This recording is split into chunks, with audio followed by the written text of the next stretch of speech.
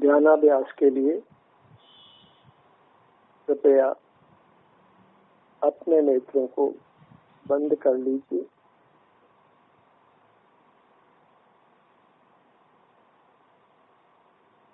अंतर दृष्टि करिए। अपना संपूर्ण ध्यान अपने आप पर लाइए।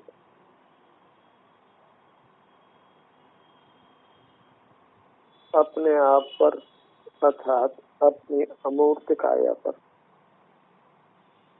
जो प्राप्त मूर्त काया में मिली हुई है और उसके बराबर है, नख केश को छोड़कर। पीठ से पांव तक ये मैं हूँ ऐसी अनुभूति होती है सदैव।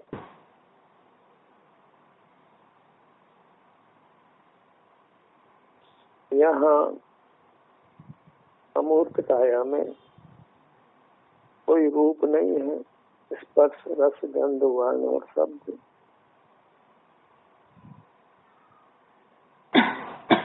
यह सुख स्वरूपी है, सुख गुण वाली है, इसलिए इसमें सुख है या दुख है, दर्द है या आराम है, इससे युक्त होने पर, इससे जुड़ने पर अल्पाधिक सुख का अवश्य अनुभव होता है।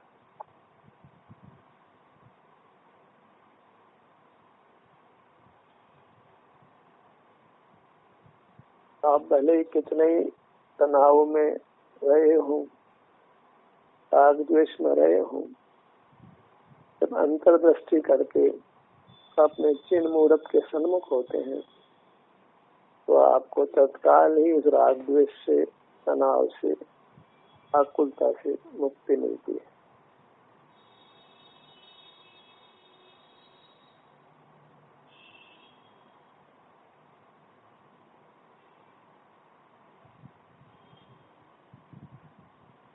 कुदरत में पराधीनता नहीं है, हमको सुख चाहिए और कुदरत ने हमारा स्वरूप सुख से ही रचित किया है, सुख का ही बनाया है। अनादि से इसमें मूर्त की मिलावट है, ये प्रकृति प्रदत्त व्यवस्था है, हमें उस मिलावट को दूर करना है। उसका एक ही उपाय है, मूर्त पदार्थों से जो सुख स्वभावी नहीं है उनसे विमुख होकर अपने अमूर्त काया के जो सुख स्वभावी है उसके सन्मुख रहे।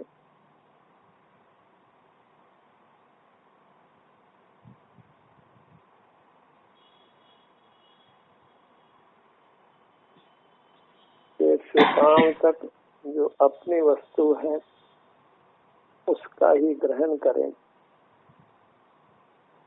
जो सुख स्वरूप है उसके ही सुख का सेवन करें। बाह्य पदार्थ जो मूर्त हैं वे हमारे नहीं हैं, उनका ग्रहण नहीं करें। पर पदार्थों का ग्रहण करना वो चोरी है, अपराध है। ज्ञान से ही पदार्थों का ग्रहण होता है, तो मूर्त पदार्थों को नहीं जाने। ये मूर्त पदार्थों का जानना होता है वह पराधीनता से होता है, और जो पराधीनता से होता है वह हमारा स्वभाव नहीं है, क्योंकि स्वभाव स्वाधीन होता है। स्वभाव को किसी की आवश्यकता नहीं होती, किसी माध्यम की जरूरत नहीं होती। सुख के लिए किसी बाह्य पदार्थ को जानने की किंचित भी आवश्यकता नहीं है। सुख प्रत्यक्ष है, अपनी वस्तु परोक्ष नहीं होती। सुख हमारी वस्तु है, इसलिए वह प्रत्यक्ष है। पर वस्तुओं को जानने में ही परोक्षपना है, पराधीनता है और उसमें दुख है।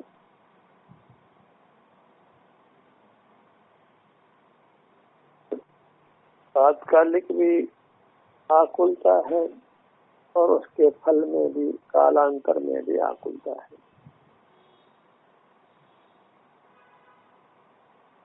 तो इंद्रिय ज्ञान का निरोध करना अति कठिन है।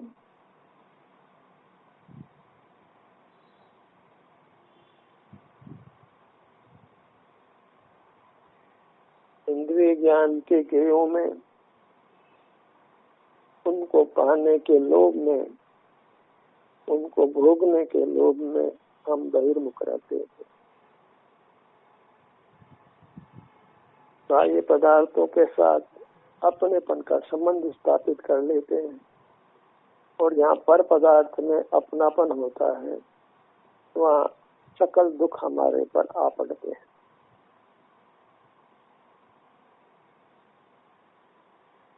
तो पर पदार्थ में अपनत्व है, वही अपराध है।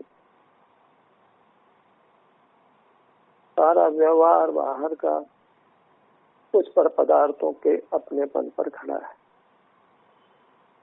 जो जो पदार्थ हमारे निकट होता है उसमें हम किसी न किसी प्रकार अपनापन कर लेते हैं, और नहीं तो कि ये हमारा पड़ोसी है। जो हमारे ज्ञान का ज्ञेय बना है, हमारा ज्ञेय बन करके उसके साथ हम ये ज्ञायक संबंध बना लेते हैं, जिस संबंध के उपरांत और नाना संबंध उत्पन्न हो जाते हैं।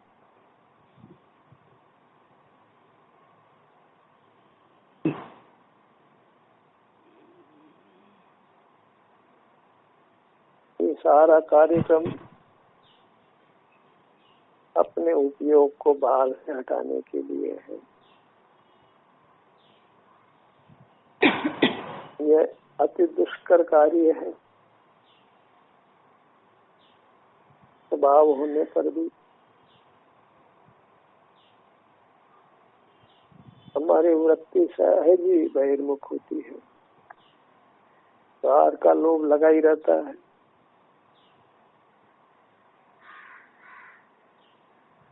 बाहर से जुड़ना हमारे लिए अत्यंत सहज हो गया है।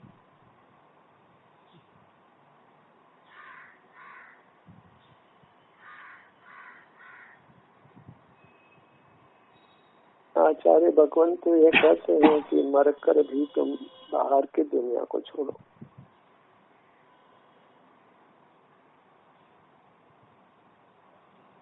तो मरने की आवश्यकता नहीं है।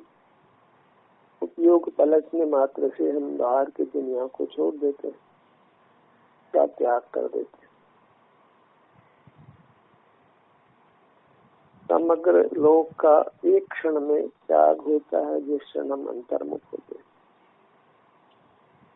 एक एक करके पदार्थों का त्याग करके शेष पदार्थों को हम अपने ग्रहण करने के खाते में रखते हैं,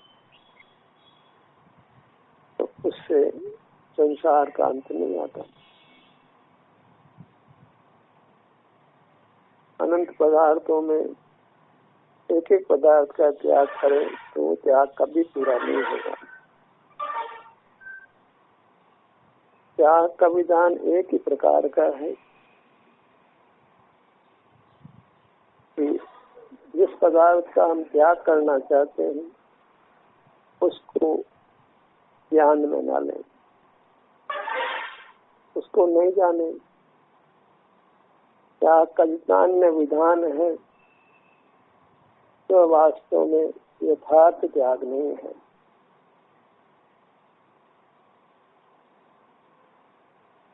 क्योंकि बाह्य जगत सारा ही परिग्रह होने से त्याज्य है।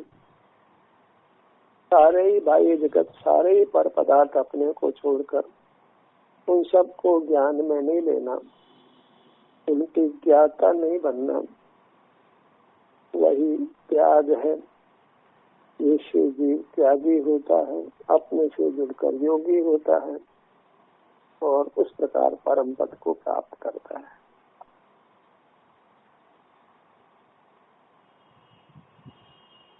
जब ज्ञेय पदार्थों के ज्ञान का निषेध हुआ तो वहाँ हमारे पास अपने सन्मुख रहने के अलावा दूसरा कोई विकल्प नहीं रहता।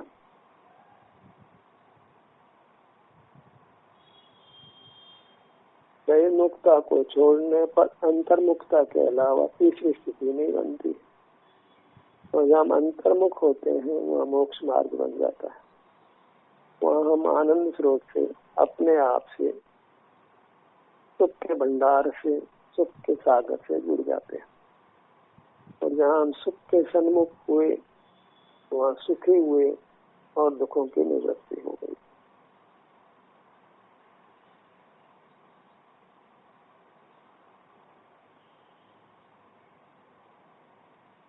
काम इतना ही है कि हम अपनी चिन्ह मूर्त का अवलंबन लें जो अपनी मूर्त है और पर पदार्थों के अवलंबन को छोड़ दें। पर पदार्थों को जानना ही उनका अवलंबन लेना है।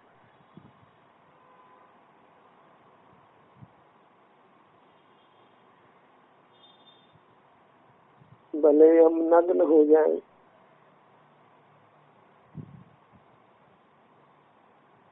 वन में विहार करें, लेकिन बहिर्मुख हैं तो हम त्यागी नहीं है, भोगी ही है, क्योंकि इंद्रियां भोग करती है।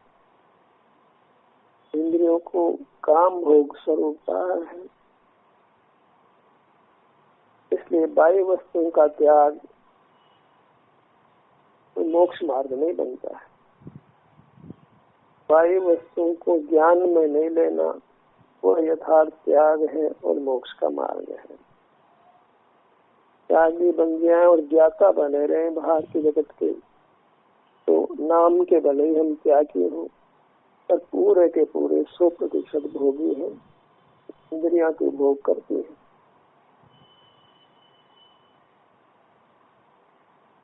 प्रथम से प्रथम हम नेत्रों को बंद करते हैं, क्योंकि इससे अपनी अमूर्त काया का एहसास करना सुगम हो जाता है।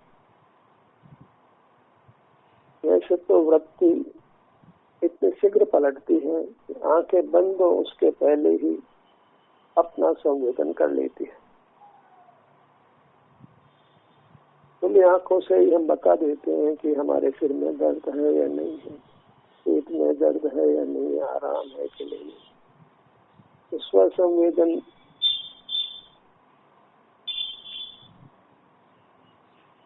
इतना सुगम होने पर भी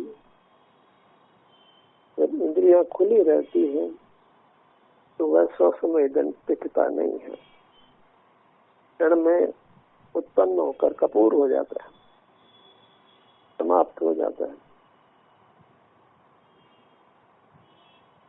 नेत्र बंद करके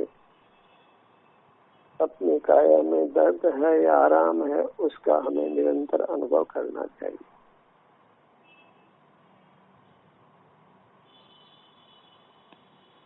आराम की स्थिति से जुड़ सके तो बहुत अच्छा है, वेदना की स्थिति से भी जुड़ सके तो भी वह भी बहुत अच्छा है। योजन मात्र इंद्रिय जय करने का है, बहिर्मुखता मिटाने का। दर्द को, शरीर में दर्द को चूंकि हमें प्रिय नहीं है इसलिए हम नहीं चाहते हैं, तथापि दर्द को सह लेना, उसका प्रतिकार नहीं करना, वह कर्म क्षय का सबसे उत्तम साधन है। परिचय जय कर लेना, इससे शीघ्र कर्मों का क्षय होकर मोक्ष की प्राप्ति हो जाती है। सदा ही शरीर में आराम रहे यह तो संभव नहीं है, और अंतर में हम देखें और शरीर में कहीं वेदना नहीं हो यह भी संभव नहीं है। जब जब हम अंतर में देखते हैं तो कर्म का उदय होता है, कर्म की उदीर्णा होती है। सत्ता में पड़ा हुआ कर्म आता है, उसकी स्थिति टूटती है और वो उदय में आता है और हमें शरीर में वेदना इन्हीं भागों में अनुभव में आने लगती है।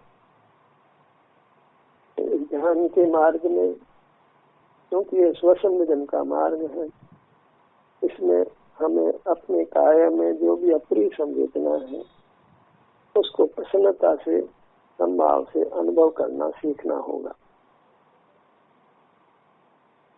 क्योंकि इस काया में जो वेदना का होना सहज है।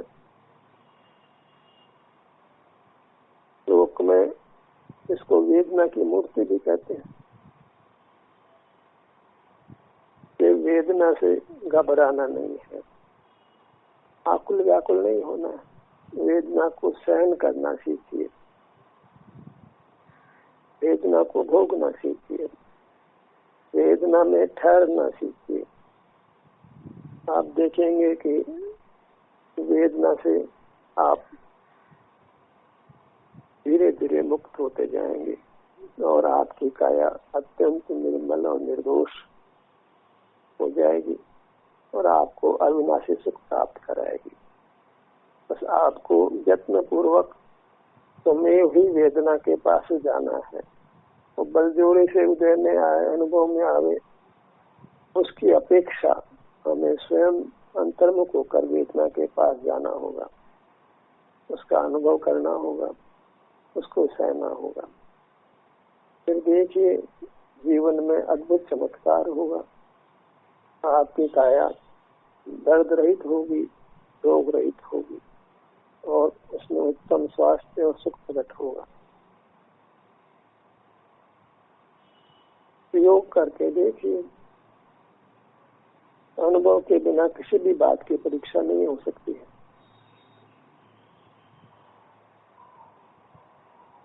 आप स्वयं अनुभव करके देखिए, नेत्र बंद करके जहाँ जहाँ वेदना आपके अनुभव में आती है उसको यत्न पूर्वक अनुभव में लीजिए। तलाशिए कहाँ कहाँ अपनी काया में इसके बाद में अप्रिय संवेदना है और उसका अनुभव करिए। यही उद्यम करिए। आनंद के खोज है तो आनंद के स्थल पर तो जाना ही होगा। जो दर्द का स्थल है वही आनंद का स्थल है, और कोई स्थल नहीं है कि दर्द का स्थल कोई और हो और आनंद का स्थल कोई और हो। क्योंकि हमारा संपूर्ण स्थल, हमारे संपूर्ण काया आनंद स्वभावी है। कर्म के संबंध से वेदना है, दर्द है, अनुभव करके उस कर्म को मिटाइए। आगे आगे के अभ्यासों में, उत्तरोत्तर आगे की भूमिकाओं में परिचय, वेदना परिचय को जीतना ही प्रदान होता है।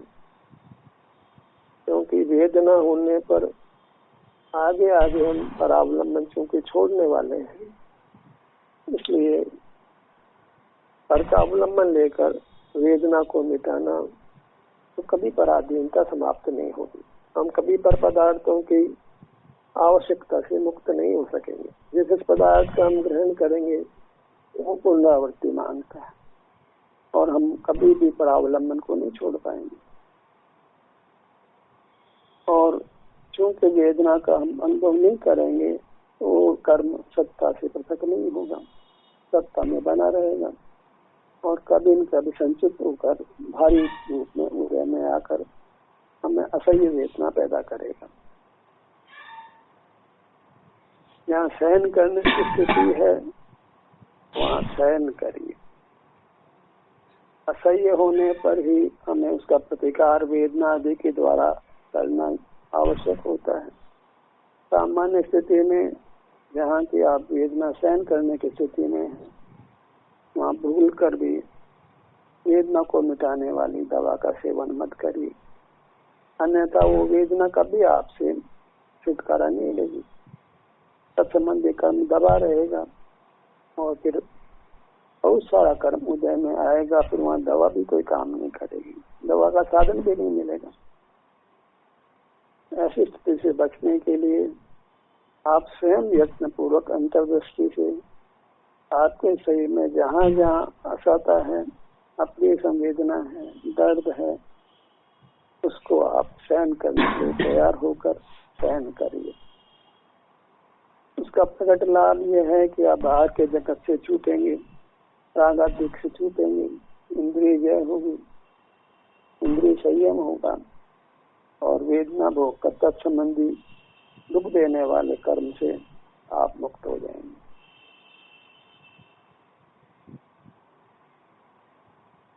यह एक सैद्धांतिक पक्ष है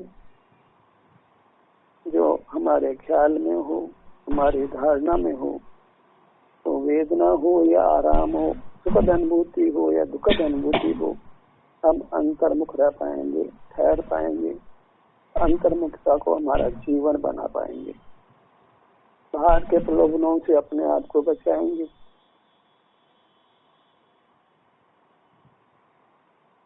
मोक्ष मार्ग में कथनचित तप तो है, बाहर के लोभ का संवरण करना, रोकना, अंतर में कदाच अप्रिय संवेदना उसको भी भोगना, बाहर के सुख को छोड़कर अंदर की पीड़ा को ग्रहण करना, ये सब कुछ मोक्ष मार्ग में आवश्यक है। इससे सुख से शारीरिक दुख अच्छा है, ये बात हमारे धारणा ज्ञान में, हमारी समझ में स्पष्ट होनी चाहिए। इंद्रिय ज्ञान से, इंद्रिय सुख से शारीरिक दुख अनंत गुना अच्छा है।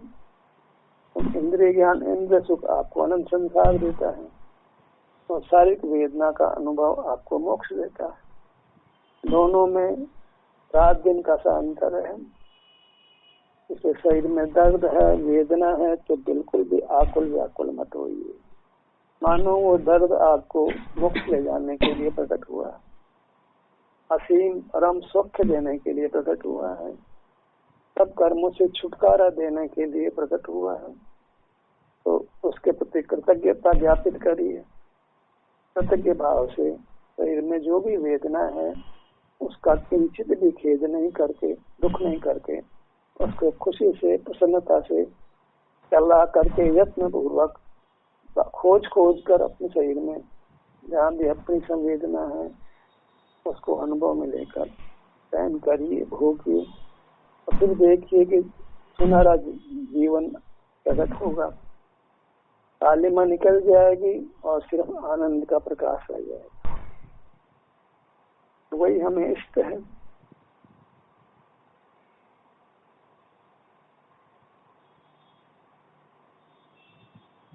आप जिस भी मुद्रा में हैं, जिस भी आसन में हैं, उसको अनुभव में लीजिए और जहाँ जहाँ तीव्र संवेदना है, सुख रूप या दुख रूप, वहाँ आपका उपयोग सुगमता से ठहरता है, तो वहाँ उपयोग को ठहराइए। नहीं ठहरता है तो कोई बाधा नहीं है, बस अपने एक स्थान को जाए दूसरा स्थान चुन लीजिए, बस बहिर्मुख नहीं होना है। अपने ही घर में हम बेडरूम के बजाय ड्राइंग रूम में आ जाएं, तो वहाँ एक रूम से दूसरे रूम में चले जाएं, वहाँ तक कोई अपराध नहीं बनता है। दूसरे के घर में हम प्रवेश करते हैं तो वो अपराध बन जाता है, क्योंकि दूसरे के घर में हमारा निवास नहीं हो सकता है। दूसरे घर में दूसरे का निवास है, हमारे घर में हमारा निवास है। हम भी नहीं चाहते कि जगत हमारे घर में आकर रहे, हम नहीं रह पाएंगे। फिर सुंदर व्यवस्था यही है, हमारी काया में हम रहें, अन्य जीव अपनी काया में रहें। उद्गल को तो रहने का कोई सिस्टम है ही नहीं है। उद्गल तो केवल जीवों के संसार का निमित्त मात्र है। जो लोक में उद्गल का विधान है वो जीवों के संसार के लिए ही है, क्योंकि उद्गल के बिना जीव का संसार नहीं हो सकता। उद्गल को सुख का हेतु नहीं जानकर संसार का दुख का हेतु जाने। इतना भी धन है और धन से आने वाली भारी सामग्री है, धन को और धन से होने वाली सामग्री को कदाचित हमारे दुख के प्रतिकार के लिए हम उसको काम लें, भूख लगी है तो खाना खाने के काम, वो धन को काम लें, पर भीतर ही भीतर ये श्रद्धा रखें कि मूर्त पदार्थ हमको इष्ट नहीं है, तो पर पदार्थ है उसका ग्रहण करना योग्य नहीं है। और जब अंतर्मुख होते हैं तो सहज ही हम शुद्धा त्रसा, सर्दी गर्मी आदि बाधाओं से मुक्त होते हैं। इसलिए वो धन की आवश्यकता नहीं रहेगी। धन होना ही चाहिए, धन के बिना जीवन नहीं है, ऐसी यदि मान्यता रखते हैं तो हम परमात्मा को झुठलाते हैं, परमात्मा का अस्तित्व को नहीं करते। क्योंकि परमात्मा बिना भोजन पानी के, बिना वस्त्र आदि के, बिना मकान के, बिना हवा के रहते हैं। पर पदार्थ जीवन के लिए, मूर्खता जीवन के लिए आवश्यक है, तो हम देव के देवत्व को अस्वीकार करते हैं, हमारे मोक्ष को अस्वीकार करते हैं। क्योंकि परावलंबन को मन अनिवार्य मान लिया तो फिर हम परावलंबन को नहीं छोड़ पाएंगे। स्वावलंबन से जीवन संभव है, बिना रोटी कपड़ा हवा पानी मकान के, अन्य पदार्थों के, और वो जीवन अधिक नहीं अनंत सुखमय है। तो बाहर के जीवन में सुख नहीं है। ऐसा निर्धार होने पर ही हम प्रसन्नता से वेग से अपने भीतर जाएंगे और वहाँ सुगमता से अधिक काल तक में, अनंत काल तक बने रहेंगे। अनुभव करने के साथ साथ अनुभव से हमारा धारणा ज्ञान भी निर्मल होता है, उसकी देशना भी दी जाती है। और वो देशना तभी काम करती है जब हम उसको प्रयोग में लें, हम अंतर में जाएं। देशना केवल सुन करके उसको प्रयोग में नहीं लाया जाए तो उसका कोई फल नहीं है। किसी ने हम भूख लगी, किसी ने भोजन परोसा, तो भोजन करिए, और हम भोजन नहीं करें तो किसी का ये कहना कि भोजन करिए, ये निष्फल हो जाता है। देशना यही है कि हम पर पदार्थों का आलम्बन छोड़ें और स्व पदार्थ का जो पांव से मस्तक तक है उसको अंतर्दृष्टि से उसका आलम्बन में, जहाँ इंद्रियों की, मन की, प्रकाश की किसी पदार्थ की आवश्यकता नहीं है। अत्यंत स्वाधीन कर्म है, स्वाधीन पुरुषार्थ है, अत्यंत सहज और सुगम भी है और निरपराध है। में कोई अपराध नहीं है। स्वरूप च्युति ही अपराध है, तो स्वरूप को ग्रहण किया तो स्वरूप च्युति रूप अपराध समाप्त हो गया।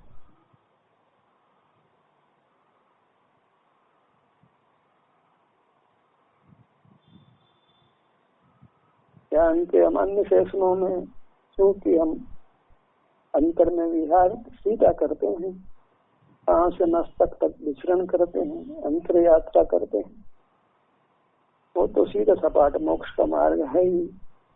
और उसका सिद्धांतिक पक्ष भी हमारे में ख्याल में हो तो हम उसको हमारा जीवन बना सकते हैं। के आलम्बन से हम अधिक सुगमता से छूट सकते हैं, अंतर में हम सुगमता से स्थित रह सकते हैं।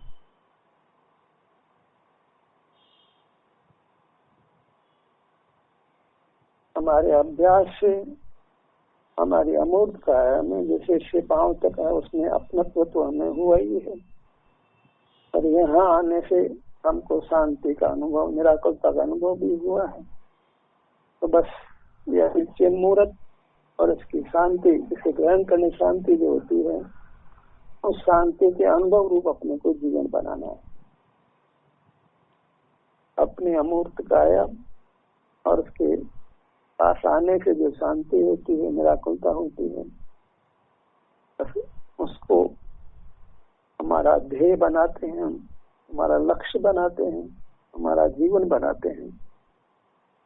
तो ये कार्यक्रम हमारे लिए फलदायी हो सकता है, फलदायी होगा ही। इस कार्यक्रम को जो अंतर्दृष्टि का है, अपनी अमूर्त काया के प्रतीति करना, उसमें अहमपना करना, उसके सन्मुख रहना और उसमें जो भी सुख दुख की अवस्था है उसको प्रसन्न भाव से अनुभव में लेना, और इस कार्य को स्वयं अपनी आत्म प्रेरणा से, अपने सुझाव से अधिक से अधिक समय तक करने का प्रयास करना, ये हम कर पाते हैं तो निश्चित ही हम अनादि से चलते आए हुए संसार श्रृंखला को हम तोड़ने में समर्थ होंगे। ध्यान का ये सत्र यही समाप्त होता है। धन्यवाद।